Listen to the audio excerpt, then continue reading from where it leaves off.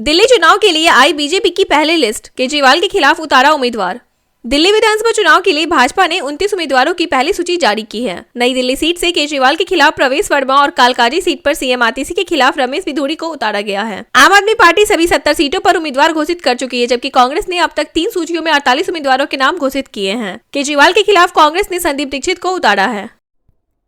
केजरीवाल के आवास के बाहर प्रदर्शन, महिलाओं को हिरासत में लिया। केजरीवाल के आवास के बाहर 1000 रुपए देने के वादे से पीछे हटने के आरोप में प्रदर्शन कर रही महिलाओं को दिल्ली पुलिस ने हिरासत में ले लिया है। महिलाओं ने पत्रकार से कहा, हम अपनी बात रखने के लिए अमृतसर से आए हैं। दिल्ली की महिलाओं के साथ वैसा धोखा मत कीजिए जैसा आपने पंजाब के महिलाओं के साथ किया।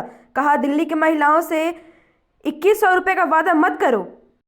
ने अजमेर दरगाह पर प्रधानमंत्री की चादर चढ़ाई, जवाब दिया। केंद्रीय मंत्री किरेन रिजिजू ने शनिवार को अजमेर स्थित ख्वाजा मोइनुद्दीन हसन चिश्ती की दरगाह पर प्रधानमंत्री मोदी की ओर से चादर चढ़ाई। उन्होंने कहा कि दरगाह पर अलग अलग दावा करने वालों को अब खुद जवाब मिल गया है। रिजिजू ने बताया कि दरगाह की आंतरिक व्यवस्था उनके मंत्रालय के अधीन है और सरकार का प्रयास है कि दरगाह आने वाले जायरीन को अधिक से अधिक सुविधाएं दी जाएं।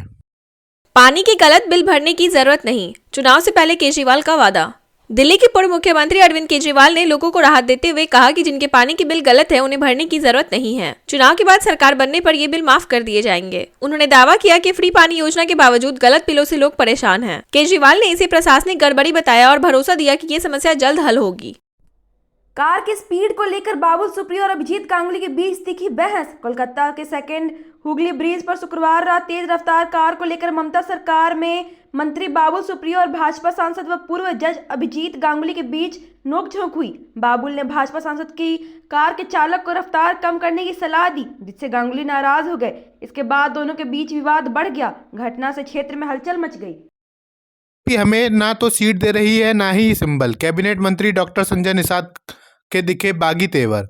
निषाद पार्टी प्रमुख और मंत्री डॉक्टर संजय निषाद ने भाजपा पर सीट और सिंबल न देने का आरोप लगाया। उन्होंने कहा कि संत कबीर नगर में प्रवीण निषाद की हार के लिए भाजपा जिम्मेदार है। मछुआरा समाज आरक्षण न मिलने से पीडीए के साथ चला गया, जिससे यूपी में भाजपा को 43 सीटों पर हार का सामना करना पड़ा।